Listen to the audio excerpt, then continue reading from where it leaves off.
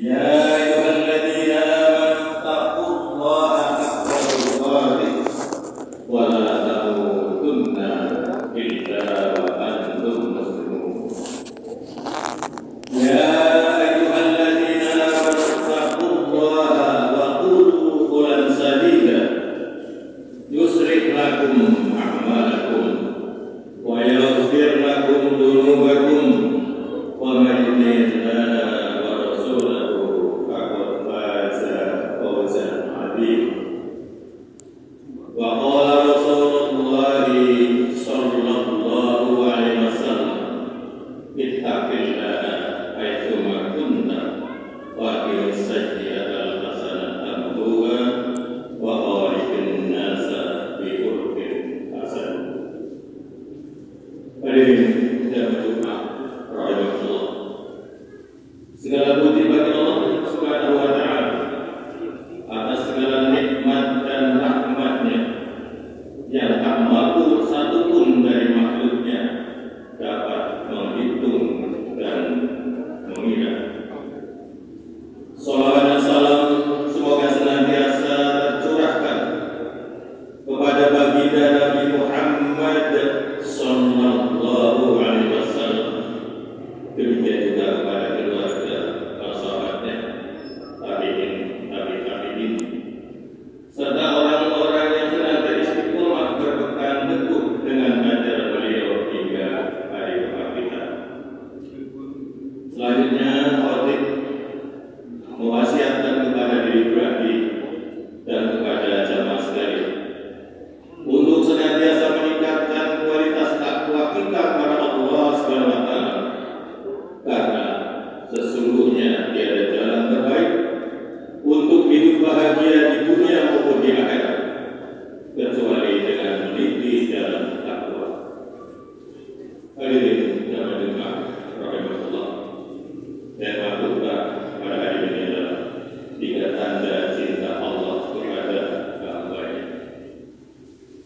Maha mencintai adalah satu di antara sifat fitriyah yang Allah miliki, yaitu al-hubbu wa al-mahabbah, yang dalam Asmaul Husna diwakilkan dengan al-wadud, ar-rahman, ar-rahim, dan ar-rauf, yang kesemuanya memiliki konotasi makna bahwa Allah dan pemilik kasih sayang, welas serta cinta kepada makhluknya, terlebih kepada orang-orang yang beriman.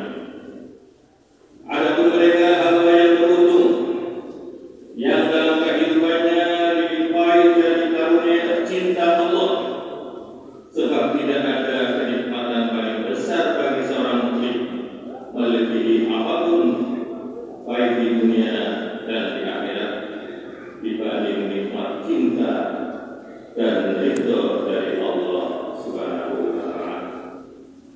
Lalu bagaimana kita mengetahui bahwa Allah mencintai kita atau tidak? 3 tanda cinta Allah kepada hamba-Nya. Yang pertama, itu mendekatkan hamba-Nya dengan Islam dan memudahkannya dalam melaksanakan ketaatan. Satu di antara tanda cinta Allah kepada hamba-Nya adalah dengan memberikan kemudahan hamba-Nya untuk melakukan amal soleh, memberikan hidayah kepadanya supaya senantiasa berada dalam keistiqomahan di atas Islam dan kebaikan di sisa umurnya. Jadi cintanya bukan hanya dinilai dari kemudahan duniawi berupa harta dan benda yang berlimpah ruah.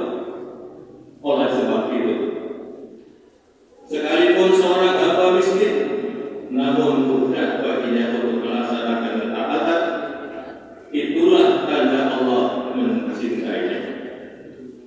Namun sebaliknya, ketika seorang hamba berkelima harta, namun malah menjadikan jauh dari penghambaan kepadanya, bisa jadi itu adalah murka yang ditangguhkan.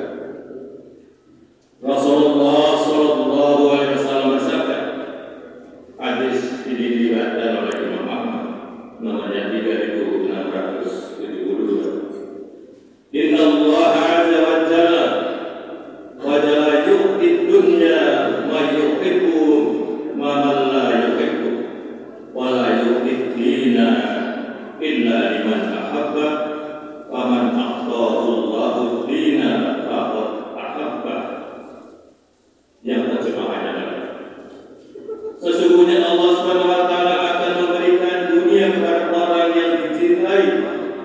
dan tidak dicintai. Akan tetapi Allah tidak memberikan Islam kecuali pada orang yang dicintai saja. Maka siapapun yang diberikan agama Islam berarti dia adalah hamba yang dicintai Allah SWT. Juga Rasulullah SAW bersabda, hadis ini diriwayatkan oleh Imam Ahmad, nomornya 21.949. Tidak Allah bi'abdin khairan istakmal qila mama istakmal qala yuktabu lahu amalun salihun baina yadayhi mawdini hatta yabdu anhu man Allah. Apabila Allah menghendaki kebaikan, yaitu mencintai seorang hamba, Allah jadikan dia beramal. Maka para sahabat bertanya, apa yang dimaksud dijadikan dia beramal? Ya Rasulullah. Rasulullah SAW bersabda, dibukakan untuknya amal soleh sebelum meninggal, hingga orang-orang yang berada di sekitarnya ridho kepadanya. Bersyukur bahwa kita hari ini dipermudah untuk mengerjakan sholat berjamaah, membaca Al-Quran, bersedekah, juga menuntut ilmu. Sebab secara khusus Rasulullah SAW bersabda, sebagaimana dalam hadis diriwayatkan oleh Imam Bukhari dan Muslim, "Wa man yuridillahu bihi khairan yufaqihuhu fid-din." Barang siapa yang dikehendaki kebaikan oleh Allah, maka Allah akan membuatnya paham tentang agama. Dan cinta Allah kepada hamba-Nya yang kedua, yaitu memberikan ujian keimanan. Rasulullah SAW bersabda, "Inna 'idhamal jazaa'i ma'a 'idhamal balaa, wa inna Allah ta'ala idza ahabba qauman ibtalahum, faman radiya falahu ridha, waman sakhita falahu sakht." Yang terjemahannya adalah, sesungguhnya besar pahala itu sesuai dengan besarnya cobaan. Sesungguhnya Allah SWT jika mencintai hamba-Nya, maka Allah akan memberikan cobaan kepada hamba-Nya tersebut. Ketika hamba itu ridho dengan ujian dari Allah tersebut, maka Allah juga ridho kepadanya. Namun jika hamba tersebut marah, maka Allah juga marah kepadanya. Terdapat di Sahih Al-Jami nomornya 2110. Mengapa Allah memuji hamba-Nya padahal dia adalah seorang yang beriman? Jawabannya adalah agar para hamba-Nya tersebut mendapat pahala bersabar yang tiada batas. Innama yuwaffas sabiruna ajrahum bighairi hisab. Semakin besar cobaan, semakin besar rasa sabar, dan semakin tidak terbatas pahala yang Allah limpahkan kepada hamba-Nya. Hadirin jemaah rahimahullah, tahukah kita bahwa para nabi adalah manusia yang paling besar ujiannya? Asadun nasi bala, padahal mereka manusia yang paling kuat imannya. Dan disebut juga bahwa saja di situ adalah Nabi Muhammad SAW, Nabi Ibrahim, Nabi Musa, Nabi Isa dan Nuh alaihi wassalam.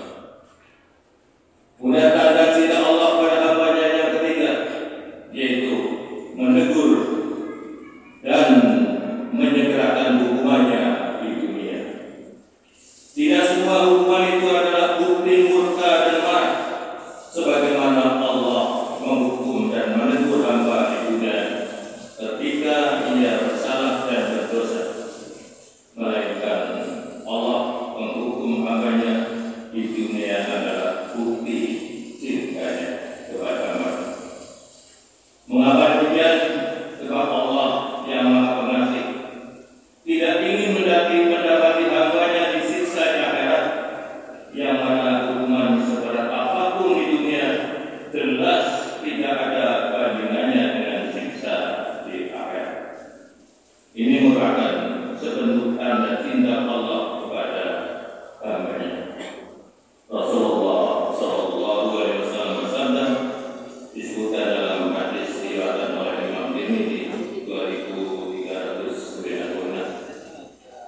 kalau